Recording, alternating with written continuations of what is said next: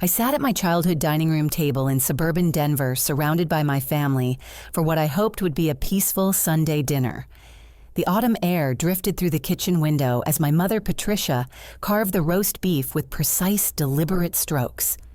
My sister Amanda lounged in her chair, scrolling through her phone, with manicured nails that probably cost more than my weekly grocery budget.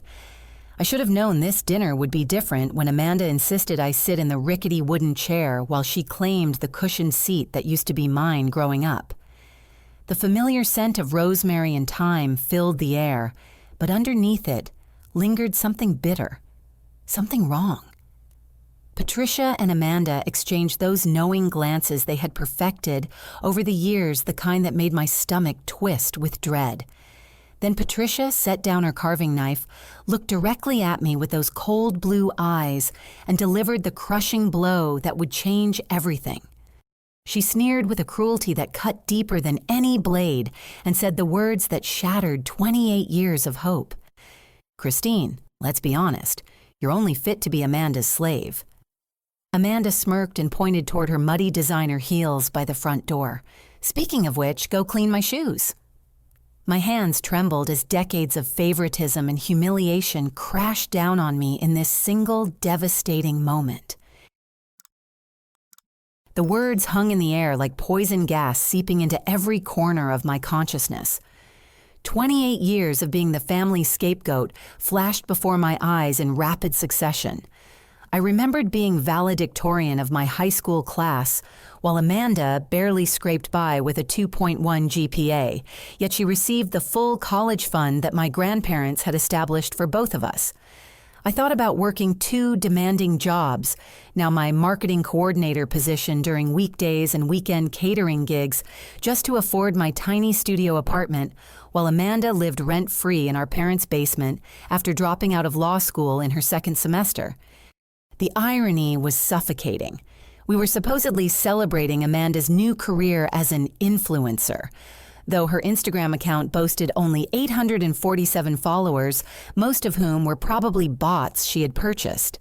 Meanwhile, I had spent 5 years building genuine professional experience, climbing from an intern position to managing significant client accounts. Yet here I sat, being told my worth amounted to servitude. Patricia continued cutting her meat as if she had merely commented on the weather. "Christine always was the helper type," she said to Amanda, ignoring my presence entirely. "Some people are born to serve others to be served." Amanda giggled that shrill sound that had grated on my nerves since childhood. She gestured toward the kitchen with the entitlement of a spoiled empress. "While you're up, bring me another glass of wine. The good stuff from the cabinet, not the cheap bottle you probably brought." Something snapped inside me like a rubber band stretched beyond its limit. I had apologized for existing. My entire life made myself smaller to accommodate their egos, sacrificed my own needs to keep peace in this dysfunctional household. But this crossed every boundary I had left. I stood up slowly, my chair scraping against the hardwood floor with deliberate precision. Patricia and Amanda watched expectantly, probably assuming I would shuffle off to fulfill their commands like always. Instead, I walked directly to Amanda's designer heels by the door. The black leather stilettos probably cost $800, knowing Amanda's taste for expensive things she never earned. I picked them up, feeling their weight in my hands, and walked deliberately to the kitchen. Amanda's voice followed me with growing concern. "Christine, what are you doing? Those are brand new Louboutins." I stopped at the garbage disposal, looked back at my family's confused faces, and spoke my first words of defiance in 28 years. "Find yourself a new slave." Then I dropped both shoes directly into the disposal unit and flipped the switch. The grinding sound was absolutely beautiful. Amanda's scream could have shattered windows. She leaped from her chair, rushing toward the kitchen in complete panic. "Those cost $800, you psychotic witch! I'll make you pay for every penny!" Patricia's face turned crimson with rage, her voice rising to match Amanda's hysteria. "Christine Marie Thompson, you stop this nonsense right now. How dare you destroy your sister's property?" I turned off the disposal, wiped my hands on the dish towel, and headed for the front door. Behind me, Amanda was sobbing dramatically while Patricia consoled her like she had lost a family member. Their voices became background noise as I grabbed my purse and jacket. "You'll regret this," Amanda shrieked. "I'll never forgive you. Never." I paused at the doorframe and looked back one final time. "Good," I said simply, then stepped into the cool October evening and closed the door on my old life forever. As I walked to my car, my phone buzzed with a text message. My heart nearly stopped when I saw it was from my boss, Sarah. "Christine, I have exciting news about the regional marketing director position. Can we meet first thing Monday morning? I think you're going to love what I have to offer." The timing felt like the universe finally deciding to balance the scales. My apartment welcomed me like a sanctuary that evening. The space was small, barely 600 square feet, but every inch reflected my personal taste and hard-earned independence. I had painted the walls a calming sage green hung artwork from local artists and filled the bookshelves with novels and professional development texts I had actually read. Unlike the chaos and tension of my childhood home, this place radiated peace and authenticity. My phone buzzed constantly with angry calls and venomous text messages from Patricia and Amanda. Each notification felt like a tiny explosion of their fury, reaching across town to disturb my tranquility. I read the first few messages, marveling at their creativity and hurling insults. Amanda called me everything from jealous loser to pathetic excuse for a sister, while Patricia demanded I return immediately to apologize and replace the destroyed shoes. The audacity was breathtaking. After years of treating me like hired help, they expected immediate compliance with their demands for restitution. I blocked both of their numbers without hesitation, feeling lighter with each swipe of my finger across the screen. For the first time in decades, my phone fell silent except for normal notifications from friends and colleagues. I spent the weekend reflecting on patterns I had been too close to see clearly. Every family gathering ended with me cleaning dishes, while Amanda held court in the living room. Every holiday involved me bringing food decorating and organizing, while Amanda showed up empty-handed and took credit for the lovely atmosphere. Every family crisis somehow became my responsibility to solve, even when I had no involvement in creating the problem. Monday morning arrived with unprecedented clarity. I dressed in my best navy blue suit, the one I had splurged on for important client presentations, and arrived at the office 30 minutes early. Sarah's corner office overlooked downtown Denver, and she greeted me with genuine warmth that contrasted sharply with my family's coldness. "Christine, you've exceeded every expectation since joining our team 5 years ago." Sarah began settling behind her mahogany desk. "The regional marketing director position covers all of Colorado, managing 12 talented professionals across 4 cities. The salary represents a 30% increase from your current position, plus full benefits company car and quarterly performance bonuses." My heart raced as she outlined responsibilities that perfectly matched my skills and interests. Leading strategic campaigns for major clients, mentoring junior staff members, and developing innovative marketing solutions across diverse markets. This was everything I had worked toward, the validation my family had never provided. Sarah continued explaining the promotion details while I signed preliminary paperwork. "Your background check came back flawless, and your references were glowing. Actually, it's interesting that you mentioned being from this area. We had another applicant with your same last name, but her credentials didn't check out at all." A chill ran down my spine. "Another Thompson applied for this position." Yes, Amanda Thompson. She claimed impressive educational achievements and professional experience, but when we verified the information, none of it matched her actual background. Very strange situation.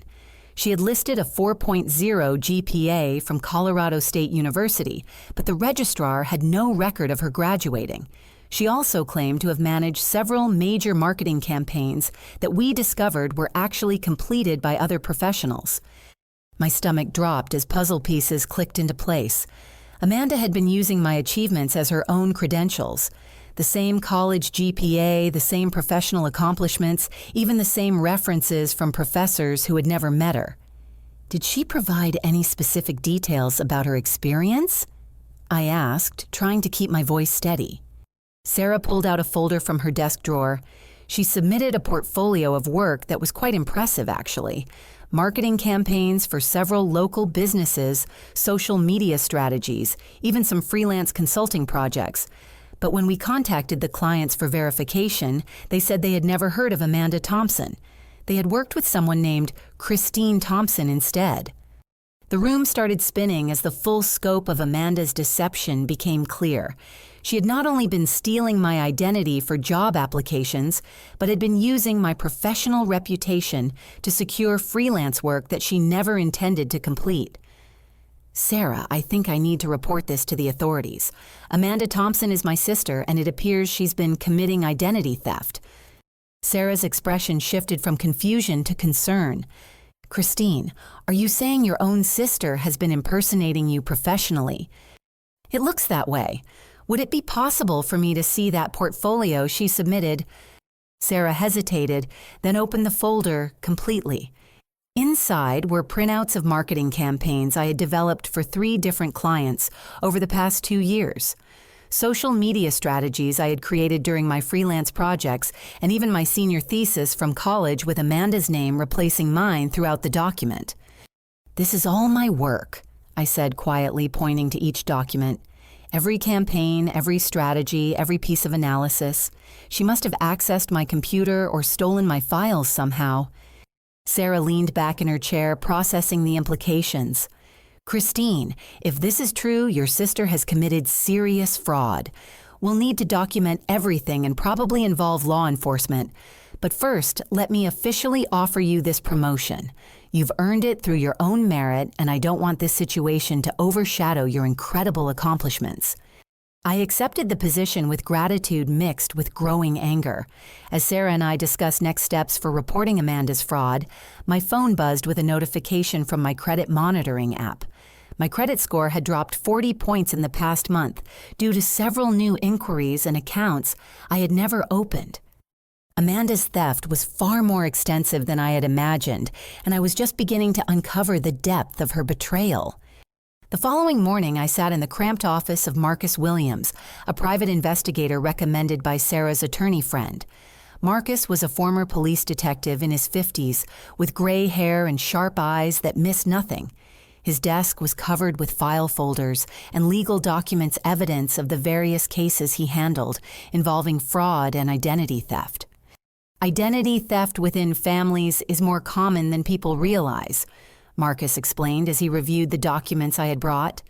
The perpetrators have easy access to personal information, and victims often hesitate to pursue legal action because of emotional ties.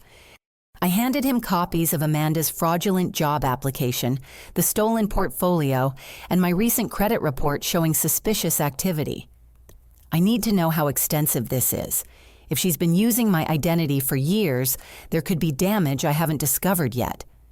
Marcus spent the next hour making phone calls to credit bureaus, financial institutions, and various businesses, while I sat nervously in his client chair.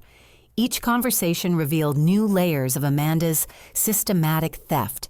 She had opened 3 credit cards in my name over the past 2 years, charging nearly $15,000 in luxury purchases and travel expenses. One card had been used exclusively for shopping at high-end boutiques and expensive restaurants in downtown Denver. Here's where it gets interesting, Marcus said, hanging up from his latest call. Your sister applied for a business loan 18 months ago using your social security number and employment information. The loan was for $25,000, supposedly for marketing consulting startup costs. It defaulted after 6 months of non-payment. The room felt like it was closing in around me. A business loan. What kind of business? Marcus pulled up documents on his computer screen. Thompson Marketing Solutions. According to the application, you were starting an independent consulting firm specializing in social media marketing and brand development. The loan officer remembers the application because the business plan was quite detailed and professional. I leaned forward to read the screen, recognizing my own writing and ideas throughout the business plan. Amanda had taken a proposal I had developed for a client presentation and submitted it as her own business concept. She had even used my professional headshot for the loan application photo. The defaulted loan explains why your credit score has been declining, Marcus continued. But there's more. I found evidence that your sister has been actively marketing herself as a business consultant using your credentials and portfolio. She's collected payments from at least 12 different clients over the past 2 years. My hands clenched into fists as Marcus showed me Amanda's consulting website, which featured my professional biography with her name substituted throughout. She was charging clients between $3,000 and $8,000 for marketing services, using my work samples as proof of her expertise. What happens when clients realize they're not getting the services they paid for? I asked. Marcus pulled out a file folder thick with complaint letters and emails. Most of them eventually contact her demanding refunds or threatening legal action. Your sister has developed quite a pattern of taking payments, providing minimal work, then disappearing when clients become demanding. He handed me a particularly heartbreaking letter from an elderly couple, Frank and Dorothy Miller, who had hired Amanda to help market their small antique shop. They had paid her $4,000 up front and received nothing but excuses for 6 months. Their business was struggling, and they desperately needed the money back, but had no idea how to find Amanda or recover their payment. Another complaint came from a single mother named Jessica Torres, who had saved $3,000 to hire professional marketing help for her homemade jewelry business. Amanda had promised a complete social media strategy and brand development, but delivered only a single poorly written Instagram post before cutting off all communication. The pattern suggests your sister is running a sophisticated con operation, Marcus explained. She uses your legitimate credentials to gain clients' trust, collects payment up front, then provides minimal services before moving on to new victims. She's essentially built a business model around fraud. My phone rang, interrupting our discussion. The caller ID showed my elderly neighbor from my parents' neighborhood, Mrs. Henderson.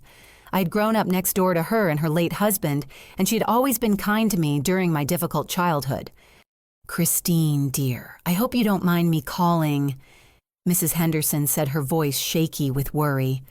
"I'm having some trouble with a business arrangement, and I thought you might be able to help me understand what went wrong." A terrible feeling settled in my stomach. "What kind of business arrangement, Mrs. Henderson?" "Well, your sister Amanda came to visit me a few weeks ago. She said you had recommended her consulting services to help me invest some of my late husband's insurance money. She seemed so professional and knowledgeable, just like you always were. I gave her $8,000 to invest in some kind of marketing fund she described, but now I can't reach her, and I'm starting to worry I've been foolish." The phone nearly slipped from my trembling hand. Amanda had exploited a grieving widow using my reputation as credibility. Mrs. Henderson had trusted Amanda because she believed I had endorsed her services. "Mrs. Henderson, I never recommended Amanda for anything. I think you may have been the victim of fraud." Marcus was already taking notes as I explained Mrs. Henderson's situation. After I hung up, he leaned back in his chair with a grim expression. "Elder fraud escalates this to federal jurisdiction. If your sister is systematically targeting elderly victims, this becomes a much more serious crime with severe penalties." He pulled out a legal pad and started outlining our next steps. "We need to document every instance of identity theft and fraud, contact all known victims, and coordinate with both local police and federal authorities. This isn't just about your stolen identity anymore. Your sister is running a criminal enterprise that's harming innocent people." As Marcus spoke about building a comprehensive case, my phone buzzed with a text message from an unknown number. "Hi, Christine, this is Amanda. I know you're angry about the shoes, but we need to talk. I'm applying for a mortgage next week and need some information from you. Family should help family, right?" Marcus read the message over my shoulder and smiled grimly. "Looks like your sister is about to hand us even more evidence.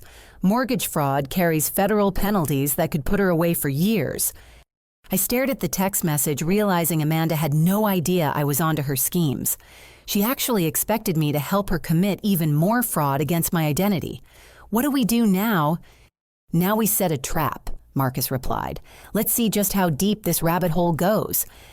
The next morning, Marcus and I met with attorney David Rodriguez at his law firm downtown. David specialized in identity theft and fraud cases, and his office walls were covered with commendations from grateful clients who had successfully prosecuted similar crimes. He reviewed our evidence with the careful attention of someone who understood the serious legal implications. "Christine, you have grounds for multiple felony charges," David explained as he organized our documentation. "Identity theft, fraud, forgery, if we can prove she signed documents in your name, and potentially elder abuse given Mrs. Henderson's situation. The federal aspects make this particularly serious." I struggled with the emotional weight of prosecuting my own sister. Despite years of mistreatment, taking legal action against family felt like crossing a line I could never uncross. "David, what happens if I pursue this? I mean, what are the potential consequences for Amanda?" David's expression was serious but compassionate. "Identity theft is a felony that carries up to 5 years in federal prison and substantial fines. Given the scope and duration of her activities, she's looking at significant jail time if convicted. But Christine, you need to understand that choosing not to prosecute doesn't make these crimes disappear. Your sister will likely continue victimizing other people until someone stops her."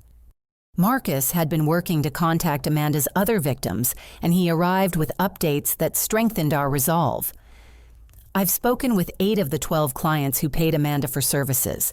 They're all willing to cooperate with law enforcement and provide evidence of fraud."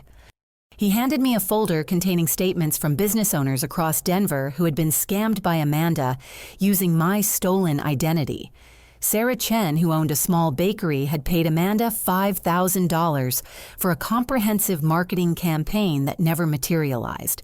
When Sarah tried to contact Amanda for updates, she discovered Amanda had blocked her phone number and deleted her business email account. The story that broke my heart involved a young veteran named Tom Bradley, who had used his disability benefits to hire Amanda for help marketing his handmade furniture business.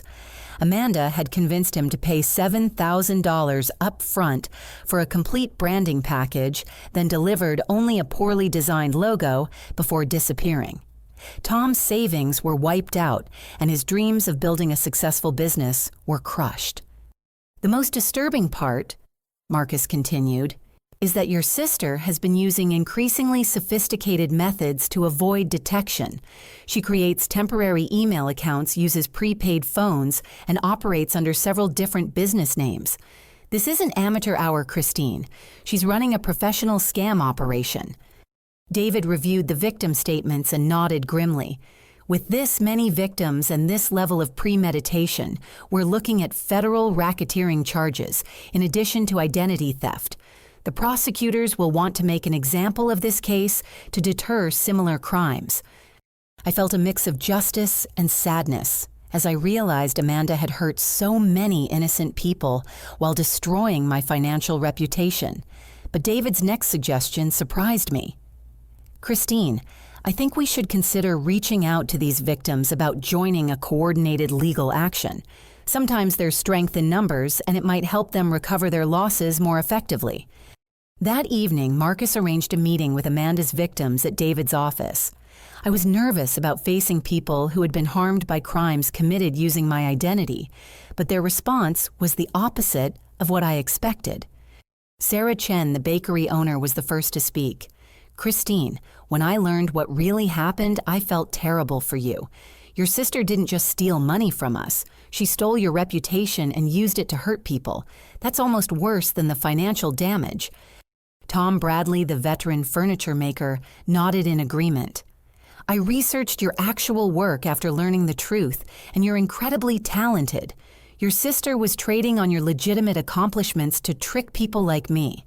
That takes a special kind of cruelty." Mrs. Henderson attended the meeting despite her age and recent grief, determined to see justice served. "Christine, dear, I've known you since you were a little girl. You were always honest and hardworking. What your sister did to your reputation is heartbreaking, but what she did to all of us using your name is unforgivable. As each victim shared their story, I realized we were building something powerful. Amanda had assumed her victims would remain isolated and ashamed, too embarrassed to seek help or compare notes. Instead, we were creating a united front that could expose her entire operation. David outlined our legal strategy. We're going to file both criminal charges and a civil lawsuit. The criminal case will put Amanda in prison and prevent her from hurting more people. The civil case will help recover financial damages for everyone she's harmed. Marcus had been investigating Amanda's current activities while we planned our legal response. Christine, your sister, is accelerating her timeline. She's applied for that mortgage we discussed, and she's also started marketing herself to potential victims through social media. She posted an advertisement yesterday offering marketing services for small businesses, using your portfolio as examples of her work. The audacity was breathtaking. Even as we built a case against her, Amanda was actively seeking new victims to defraud. David looked at me with serious eyes. Christine, we need to move quickly before she hurts more people or disappears entirely. Are you ready to take this step? I looked around the room at the faces of people Amanda had victimized using my stolen identity. Their trust and determination gave me the courage I needed. Yes, I'm ready. Let's stop her. Marcus smiled and pulled out his phone. I've been monitoring Amanda's communications, and I think we can arrange a controlled meeting where she'll incriminate herself. She has no idea we're onto her schemes, so she'll probably be overconfident and say things that will strengthen our case. As we planned Amanda's downfall, I felt a sense of empowerment I had never experienced. For 28 years, I had been the victim of my family's abuse, but now surrounded by people who believed in justice, I was finally fighting back. The plan was elegant in its simplicity. I would pretend to reconcile with my family, attend another Sunday dinner, and gather evidence while wearing a recording device that Marcus provided.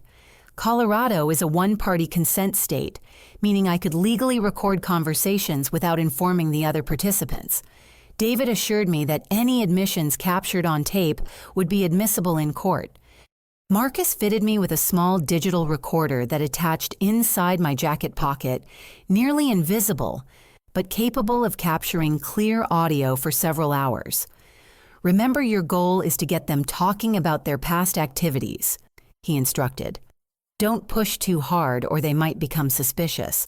Let their arrogance work against them. I called Patricia that Wednesday, swallowing my pride to deliver a convincing performance.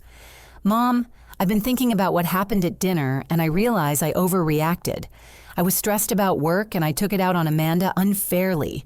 Could I come to dinner this Sunday and apologize properly? Patricia's voice carried smug satisfaction. Well, Christine, I'm pleased to hear you've come to your senses. Amanda has been very hurt by your behavior, but I'm sure she'll be willing to forgive you if you're genuinely sorry. I am sorry, Mom. I want to make things right with both of you. That's mature of you, dear. Amanda will be so relieved. She's been under tremendous stress lately with her new business ventures and some important financial decisions. Family support means everything during challenging times.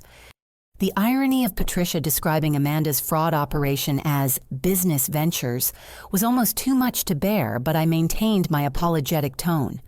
I'd like to hear about Amanda's projects. Maybe there's some way I can help make up for my terrible behavior. Sunday arrived with unseasonable warmth for late October in Denver. I dressed carefully in a navy blue sweater and jeans, checking twice to ensure the recording device was secure and undetectable. My hands shook slightly as I drove to my childhood home, knowing this dinner would determine Amanda's fate and possibly my own future relationship with my family. Patricia answered the door with a smile that didn't reach her eyes. She was dressed in her favorite burgundy blouse, the one she wore when she wanted to project authority and control. Christine, darling, I'm so glad you've decided to be reasonable about this situation. Amanda was lounging on the living room couch, scrolling through her laptop with the casual confidence of someone who believed she was untouchable. She looked up when I entered, and her smirk was unmistakable. Well, well, look who decided to crawl back and apologize. I forced myself to smile and approach her with apparent humility. Amanda, I'm truly sorry about your shoes. I was having a bad day at work, and I let my stress affect my judgment. It was completely inappropriate, and I want to make it up to you."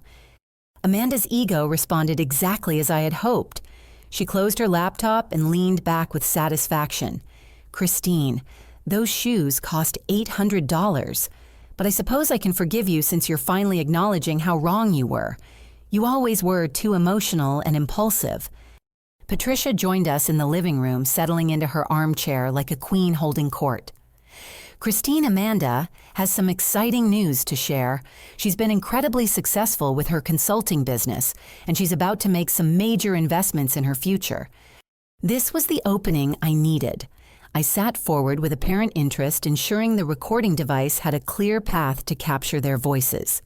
"That sounds wonderful, Amanda. Tell me about your business. I had no idea you were working as a consultant." Amanda's chest swelled with pride as she began describing her fraudulent operation without realizing she was confessing to federal crimes. "Oh, Christine, you wouldn't believe how easy it's been. I've been helping local businesses with their marketing and branding, and they're willing to pay incredible amounts for expertise. Just last month, I collected $12,000 from various clients." $12,000. That's amazing. How did you learn marketing so quickly? Amanda laughed, completely missing the danger in my question. "Well, that's the brilliant part. Remember all those years when you were such a perfectionist about school and work, all those projects you worked on, all those portfolios you created? It turns out they're incredibly useful for demonstrating expertise to potential clients." Patricia nodded approvingly. Amanda was smart enough to recognize valuable resources when she saw them. Why reinvent the wheel when perfectly good examples already exist? My heart pounded as they confessed to using my work to defraud clients, but I maintained my facade of admiration. "You used my old college projects and work samples. That's actually pretty clever." "Clever?" Amanda scoffed. "Christine, it's genius. Your work was always competent even if you lack the personality to market yourself effectively. I took your boring technical skills and added real charisma and business sense. The combination is incredibly profitable." I leaned forward with apparent fascination. "Have you been using my name, or are you operating under a different business identity?" Amanda's expression shifted slightly, suggesting she might be recognizing the specificity of my questions. But Patricia jumped in before Amanda could become suspicious. "Oh, honey, Amanda has been very strategic about building her professional reputation. She's used various approaches to establish credibility with different types of clients." Various approaches? Amanda's confidence returned, and she began detailing her identity theft with chilling casualness. "Sometimes I use Thompson Marketing Solutions, sometimes ACB Consulting, sometimes I just work as an independent contractor. The key is matching your credentials to what each client needs. If they want someone with a college degree, I mention your academic achievements. If they want proven experience, I show them samples of your work and let them assume it's mine." The recording device was capturing every word, but I needed more specific admissions. "That's really smart business thinking. Have you had any problems with clients checking references or verifying information?" Amanda laughed dismissively. "Most small business owners don't have time for extensive background checks. They're desperate for help and willing to trust someone who seems knowledgeable and professional. Besides, if they did verify the information, they'd find that Christine Thompson really does have those qualifications and accomplishments. They'd just be talking to the wrong Christine Thompson." Patricia stood up to check on dinner, but her parting comment was devastating. "Amanda has always been the creative one in this family. She sees opportunities that others miss and has the courage to pursue them. Some people might call it manipulation, but I call it intelligence and initiative." As Patricia's voice faded toward the kitchen, Amanda leaned closer to me with conspiratorial excitement. "Christine, I'm about to make my biggest move yet. I'm buying a house next month, a beautiful place in Cherry Creek with 4 bedrooms and a 3-car garage. The mortgage application was approved based on my consulting income and excellent credit history." My blood turned to ice as I realized she was using my credit and employment information for mortgage fraud. How did you qualify for a mortgage with your consulting business being so new? Amanda's smile was predatory. Well, that's where your boring corporate job comes in handy. I listed Thompson Marketing Solutions as a subsidiary of your company, with me as the primary owner, but using your employment history and income documentation. The mortgage company verified that Christine Thompson has stable employment and excellent earnings, so they approved the loan without any issues. She pulled out her phone and showed me photos of an expensive house in one of Denver's most exclusive neighborhoods. $500,000 and I'll own it outright with the mortgage payments. Not bad for someone who supposedly doesn't have the skills to succeed, right? I stared at the photos, realizing Amanda had committed mortgage fraud that could result in decades in federal prison. But she wasn't finished revealing the scope of her crimes. Oh, and I have some other exciting news. Amanda continued, her voice dropping to a whisper.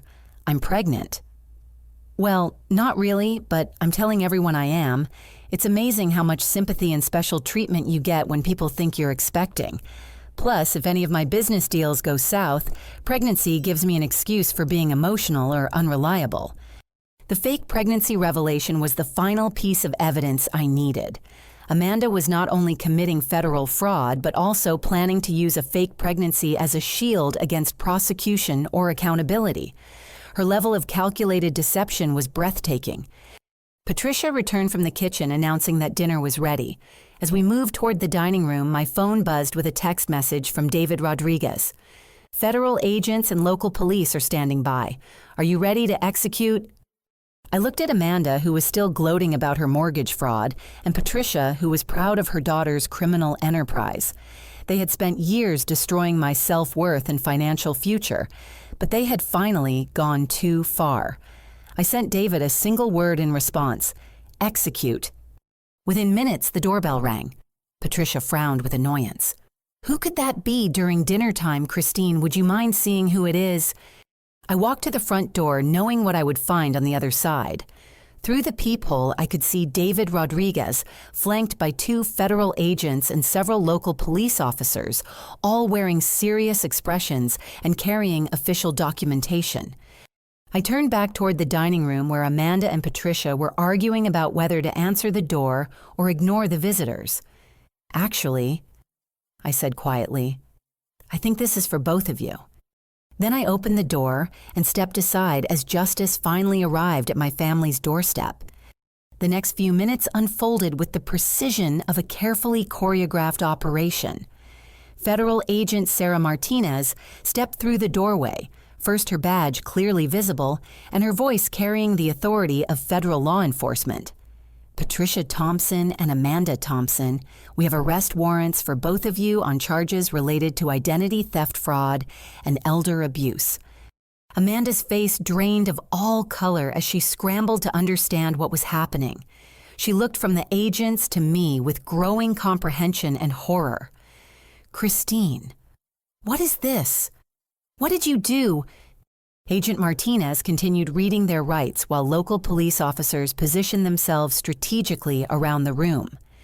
Patricia Thompson, you are under arrest for conspiracy to commit identity theft, elder fraud, and forgery. Amanda Thompson, you are under arrest for multiple counts of identity theft, wire fraud, mail fraud, and mortgage fraud. Patricia's voice rose to a near shriek as handcuffs were applied to her wrists. This is ridiculous. Christine, tell them this is all a misunderstanding. We're family. I pulled the recording device from my jacket pocket and handed it to Agent Martinez. Actually, this contains recorded admissions from both of them describing their criminal activities in detail. They confessed to using my identity for business fraud, mortgage fraud, and targeting elderly victims. Amanda's shock transformed into desperate rage as she realized the scope of my deception. You recorded us, you sneaky little witch. I trusted you. We're sisters. Sisters don't steal each other's identities to commit federal crimes, I replied calmly. Sisters don't destroy each other's credit and financial futures.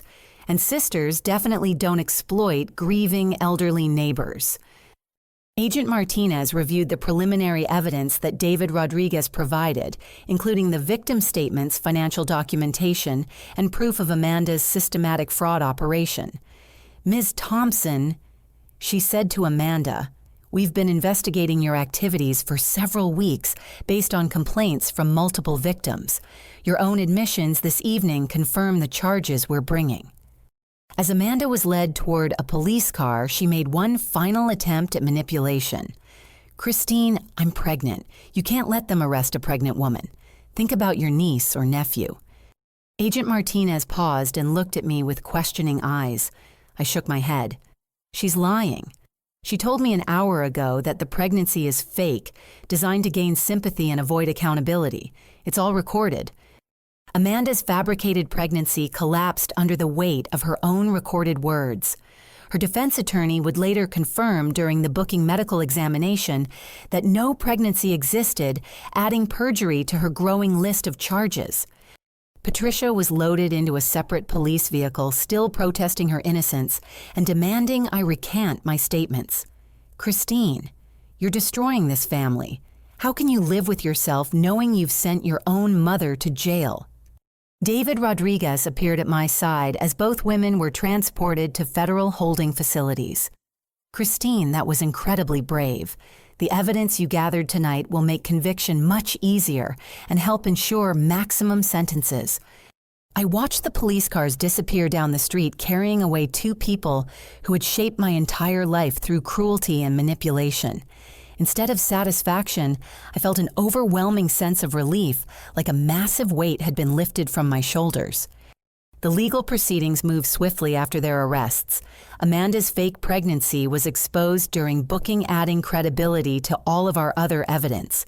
Federal prosecutors reviewed the recorded confessions, victim statements, and financial documentation, then decided to pursue maximum sentences under federal guidelines. Amanda faced 15 separate felony counts, including identity theft, wire fraud, mail fraud, mortgage fraud, and elder abuse. The mortgage fraud charge alone carried a potential sentence of 30 years in federal prison. Patricia was charged with conspiracy, elder fraud forgery, and serving as an accomplice to Amanda's criminal enterprise. The trial attracted significant media attention, with local news stations covering the family identity theft ring that had victimized numerous small business owners and elderly citizens. My co-workers and friends rallied around me, providing emotional support and character references that contrasted sharply with Amanda's criminal behavior. Mrs. Henderson testified about Amanda's manipulation of her grief and trust, bringing several jury members to tears as she described losing her late husband's insurance money to someone she had trusted because of my reputation. Tom Bradley, the veteran furniture maker, explained how Amanda's fraud had destroyed his dreams of building a successful business and left him financially devastated. The most damaging testimony came from Amanda herself. Against her attorney's advice, she took the stand and attempted to blame me for forcing her into fraud by being too successful and making her feel inadequate. Her entitled attitude and complete lack of remorse shocked the jury and destroyed any remaining sympathy for her situation. Patricia tried to distance herself from Amanda's crimes, claiming ignorance of the fraud schemes despite being recorded, encouraging Amanda's creative business approaches. But the financial evidence showed Patricia had knowingly signed forged documents and benefited from Amanda's criminal activities. During Amanda's sentencing hearing, she made one final attempt at manipulation. She stood before the judge wearing an orange jumpsuit and fake tears, claiming she had been driven to desperation by family dysfunction and promising to change if given a second chance. Federal Judge Rebecca Martinez was unimpressed by Amanda's performance. "Ms. Thompson, you systematically exploited your sister's identity to defraud numerous victims, including elderly citizens and struggling veterans. Your crimes demonstrate sophisticated planning and callous disregard for the harm you caused. This court sentences you to 5 years in federal prison, followed by 3 years of supervised probation and full restitution to all victims." Patricia received 3 years in federal prison and was ordered to pay additional restitution for her role in enabling Amanda's crimes. Both women would be prohibited from accessing computers or the internet without supervision for the duration of their probation periods. As I left the courthouse that day, I felt something I had never experienced before: complete vindication.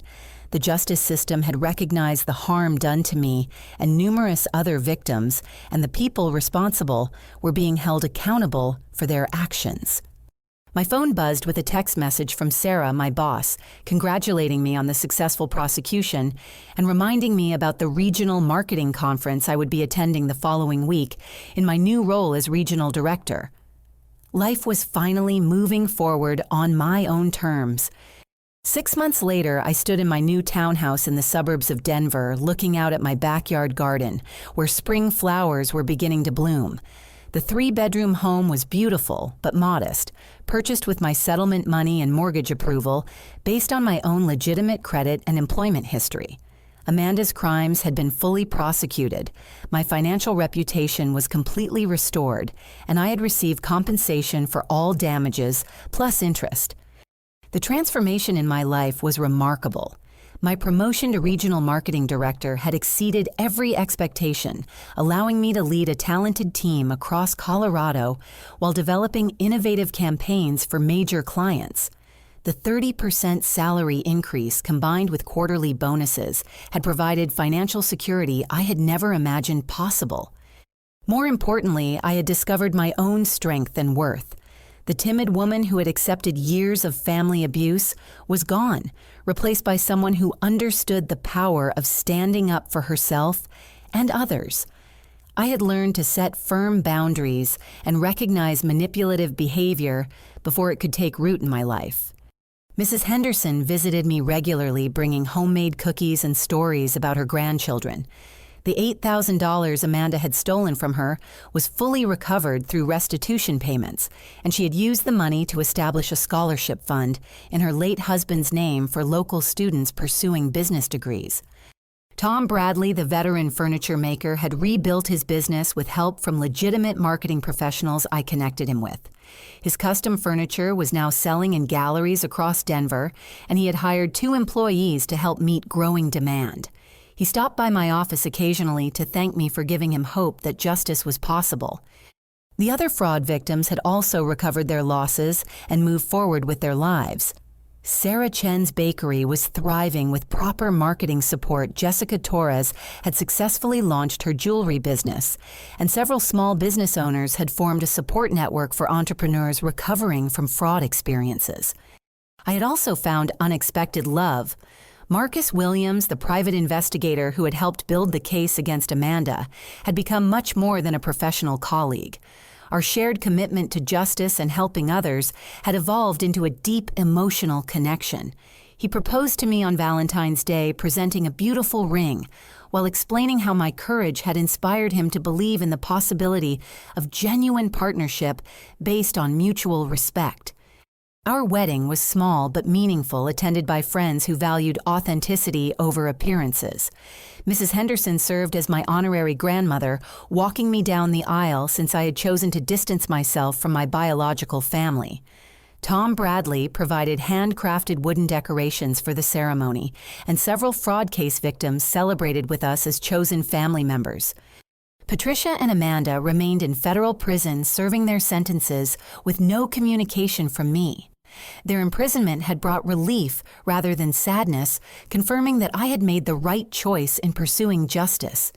The extended family members who had reached out after the trial revealed they had also suffered from Patricia's manipulation and control over the years, but had been too intimidated to speak up. My work had expanded beyond corporate marketing to include volunteer advocacy for identity theft victims. I partnered with federal agencies to develop educational programs about family fraud, helping other people recognize warning signs before extensive damage occurred. Speaking at conferences and support groups had become a meaningful way to transform my painful experience into positive change for others.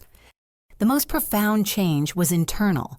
I had spent 28 years believing my family's assessment of my worth, accepting their criticism and cruelty as accurate reflections of my character.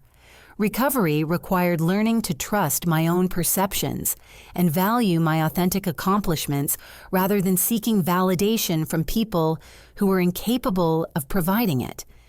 On quiet evenings, I sometimes reflected on the dinner that changed everything. If I had continued accepting their abuse, Amanda's crimes would have escalated, more innocent people would have been victimized, and my own life would have remained trapped in cycles of manipulation and self-doubt. Standing up for myself had required tremendous courage, but it had saved not only my future, but protected countless potential victims from Amanda's expanding criminal enterprise. My story had become one of transformation rather than victimization. The scared young woman who had sat silently while being called a slave had evolved into someone who fought for justice and protected others from similar harm. That growth represented the most valuable outcome of my entire ordeal. As I prepared dinner in my own kitchen, surrounded by genuine friends and planning a future with someone who truly valued me, I realized I had gained something far more precious than financial restitution.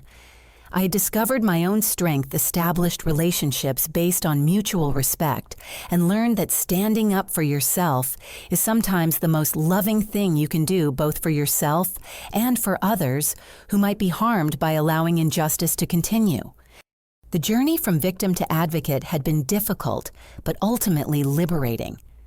I was no longer the person my family had tried to convince me I was. I was the person I had chosen to become through courage, persistence, and an unwavering commitment to truth and justice. The little girl who had dreamed of unconditional family love had discovered something even more valuable: unconditional self-respect and the strength to create her own loving family with people who deserved her trust and affection. My life had finally become my own. Now, I want to ask you something that's been on my mind since sharing this story. Have you ever found yourself in a situation where family members or people close to you treated you poorly, but you stayed quiet because you thought keeping the peace was more important than standing up for yourself? Sometimes we think we're being loyal by accepting bad treatment, but I've learned that real love requires healthy boundaries and mutual respect. What would you do if someone in your family was using your identity or reputation to hurt other people? I'd love to hear your thoughts in the comments below. Thank you so much for listening to my story and for all the support you've shown me through this journey. I hope my experience helps someone else find the courage to stand up for themselves when it matters most. If this story touched your heart or helped you think differently about family dynamics and personal boundaries, please like this video, subscribe to hear more real-life stories like this one, and share it with someone who might need to hear that they deserve better treatment than they're receiving. Your support means everything to me, and I wish you all the strength to create the authentic, respectful relationships you deserve in your own lives.